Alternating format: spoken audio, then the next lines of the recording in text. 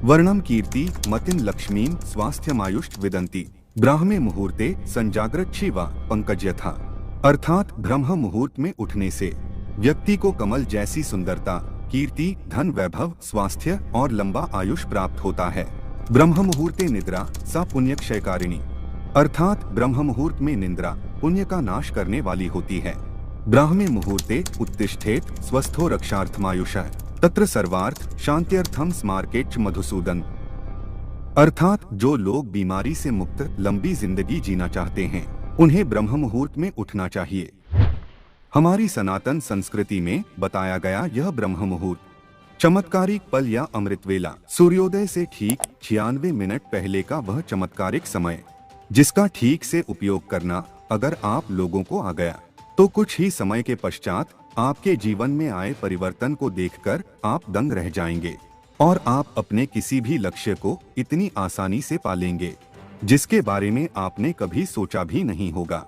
आप किसी भी स्किल्स में इतनी जल्दी विशेषज्ञ बन जाएंगे जिसे देखकर आप स्वयं भी हैरान रह जाएंगे, क्योंकि ब्रह्म मुहूर्त में किया गया कोई भी कार्य ठीक उसी तरह विकसित होता है जैसे कि पानी, खाद और सूर्य की उपस्थिति में कोई पौधा।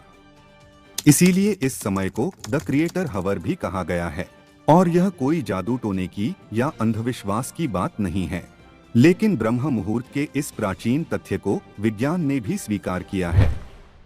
मैं बिस्तर पे जाता हूँ, 30 सेकंड में मुझे नींद आ जाती है, 30 सेकंड में, और सुबह जब मेरा उठने का समय होता है ठीक उसी समय उठता हूँ। मेरा जो रूटीन है रात को जल्दी सो जाना, उसके बाद सुबह उठना, 4 बजे मैं उठ जाता हूँ। डिस्कशन और प्लानिंग सुबह 3 से 6 के बीच में आप इतना करके देखिए, आपके घर से तकलीफें दूर चले जाएंगी, लड़ाइयाँ दूर चले जाएंगी, डिप्रेशन दूर चला जाएगा, सारी मुसीबतें खत्म। Mark Wahlberg wakes up at 2:30 a.m. Michelle Obama is at the gym at 4:30. Tim Apple wakes up at 3:45. Dwayne The Rock Johnson is bold.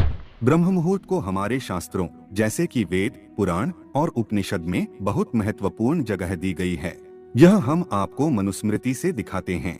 ब्राह्मे मुहूर्ते बुद्धेत धर्मार्थो चानु चिंते कायक्लेशाश्च तन्मूलान वेद तत्वार्थमेव च, अर्थात ब्रह्म मुहूर्त में उठकर हमें ध्यान यानी कि मेडिटेशन और वेदों का ज्ञान लेना चाहिए। अब आप सोचो कि इतना कठिन कहा जाने वाले वेदों के अध्ययन को महर्षि मनु ने ब्रह्म मुहूर्त के समय ग्रहण करने को कहा है, तो इसके पीछे एक बहुत बड़ा कारण रहा होगा। और हाँ, सच में इसके पीछे बहुत बड़ा कारण है। और सनातन धर्म के साथ साथ दूसरे धर्म के लोगों ने भी इस समय को प्रार्थना, धार्मिक अध्ययन, ध्यान, मनन, चिंतन और आयोजन के लिए महत्वपूर्ण माना है। तो अब हम आपको यह बताएंगे कि इस समय के दौरान ब्रह्मांड में ऐसा क्या होता है जो ब्रह्म मुहूर्त के समय को इतना पावरफुल बनाता है। पहला है अच्छे मुहूर्त से शुरुआत। हम हमेशा अपने शुभ कार्यों की शुरुआत मुहूर्त देखकर ही करते हैं, जैसे कि शादी करना, गृह प्रवेश करना आदि। तो फिर हम अपने महत्वपूर्ण दिन की शुरुआत एक अच्छे मुहूर्त से क्यों ना करें। लेकिन मुहूर्त किसे कहा जाता है? एक मुहूर्त 2 घड़ी का होता है। 1 घड़ी बराबर 24 मिनट और 2 घड़ी बराबर 48 मिनट और 48 मिनट बराबर 1 मुहूर्त, और 24 घंटे के एक दिन में ऐसे 30 मुहूर्त होते हैं जिसकी सूची हम आपको दिखाते हैं। इसमें 29वें क्रम का मुहूर्त है ब्रह्म मुहूर्त। और ज्ञान प्राप्ति के लिए, ब्रह्म प्राप्ति के लिए, लक्ष्य प्राप्ति के लिए और अपने सर्वांगीण विकास के लिए यह ब्रह्म मुहूर्त बहुत ही अनुकूल समय है। आपका लक्ष्य चाहे कुछ भी हो, लेकिन उसे प्राप्त करने के लिए आपको चाहिए एकाग्रता, कंसंट्रेशन, जिसमें आपको कोई भी अंदरूनी या बाहरी चीज विचलित ना करें। और ऐसी एकाग्रता में, पूरे लय में, स्टेट ऑफ फ्लो में आप जो भी कार्य करेंगे वह कार्य एक्स्ट्रा ऑर्डिनरी होगा। और इसी एकाग्रता के लिए योगी और मुनि लोग एकांत की तलाश में पहाड़ों की गुफाओं में चले जाते हैं। लेकिन हम संसारियों के लिए परमात्मा ने एक ऐसा समय दिया है जिसमें पूरा ब्रह्मांड लक्ष्य प्राप्ति में हमारी मदद करता है, और वह है ब्रह्म मुहूर्त। तो आइए जानते हैं कि ब्रह्म मुहूर्त हमारी कैसे मदद करता है। सनातन धर्म एक वैज्ञानिक जीवन पद्धति है और इस पद्धति में बताया गया है कि शाम का 6 से 9 का समय रुद्र काल है, जिसमें कभी भी सोना नहीं चाहिए। 9 से 12 बजे का समय है राक्षस काल, जिसमें हमें किसी भी हालत में जगे हुए नहीं होना चाहिए। 12 से 3 बजे का समय है गंधर्व काल, जिसमें हमें गहरी नींद आती है, और 3 से 6 बजे मनोहर काल के दौरान हमें हर हालत में बिस्तर छोड़ देना चाहिए, क्योंकि मनोहर काल के दौरान हमारे इस यूनिवर्स में कॉस्मिक एनर्जी यानी कि विश्व शक्ति का संचार सबसे ज्यादा होता है। और इस दौरान किया गया मेडिटेशन इतना पावरफुल होता है कि आपको कुछ दिनों के अंदर ही स्पेशल एक्सपीरियंस शुरू होने लगेंगे। आपकी विश्व शक्ति का लेवल इतना बढ़ जाएगा कि आप अपने कॉन्शियसनेस इंटेलिजेंट में इसका असर देखने लगेंगे, और ज्यादा से ज्यादा कॉस्मिक एनर्जी पाने के लिए साधु योगी ब्रह्म मुहूर्त के दौरान मेडिटेशन करते हैं। अब ऐसा बिल्कुल नहीं कि कॉस्मिक एनर्जी पाने के लिए आपको मेडिटेशन ही करना जरूरी है, बिल्कुल नहीं। अगर इस समय के दौरान कंसंट्रेशन के साथ किया गया कोई भी काम, चाहे वह पढ़ाई हो, प्लानिंग हो या मेडिटेशन हो या कुछ भी हो, उस काम के रिजल्ट आपको एक्स्ट्राऑर्डिनरी ही मिलेंगे। कॉस्मिक एनर्जी के बाद ब्रह्मांड हमें दूसरी चीज देता है, न्यूनतम ध्वनि प्रदूषण। क्या आप जानते हैं कि तेज आवाज का आपके दिमाग पर क्या असर पड़ता है? अगर नहीं जानते तो आज जान लीजिए। हमारे आसपास की आवाजें हमारे ब्लड प्रेशर को इंक्रीज करती है, जिससे दिमाग ठीक तरह से कंसंट्रेट और फोकस नहीं कर पाता।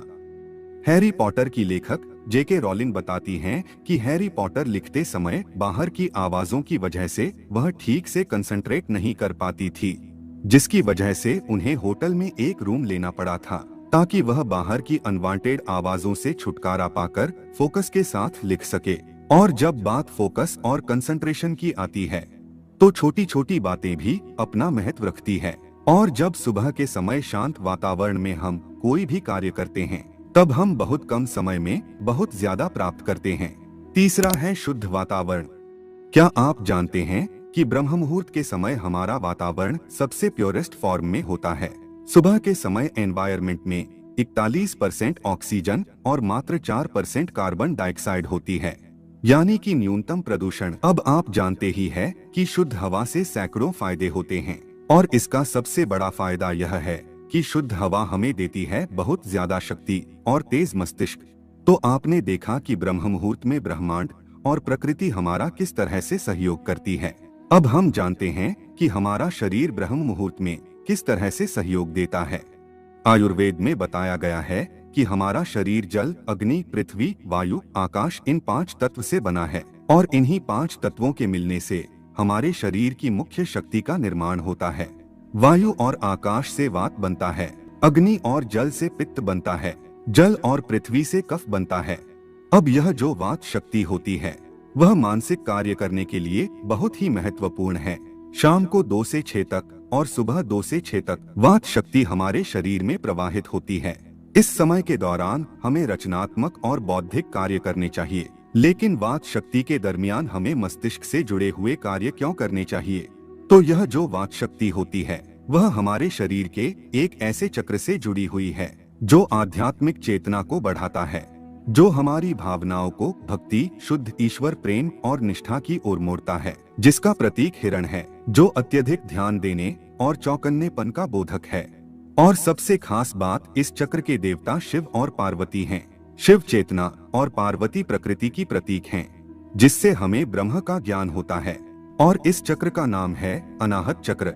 और जब ब्रह्म मुहूर्त में वात शक्ति हमारे शरीर में प्रवाहित होती है, ऐसे समय हम कोई बौद्धिक कार्य करते हैं तो यह अनाहत चक्र भी अपना प्रभाव दिखाना शुरू कर देता है। अनाहत चक्र का रंग हल्का नीला आकाश का रंग है।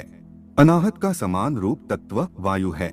वायु प्रतीक है स्वतंत्रता और फैलाव का, और आकाश प्रतीक है अनंतता का, जो हमारी रचनात्मकता को, हमारे ज्ञान को अनंत तक फैलाने में मदद करता है।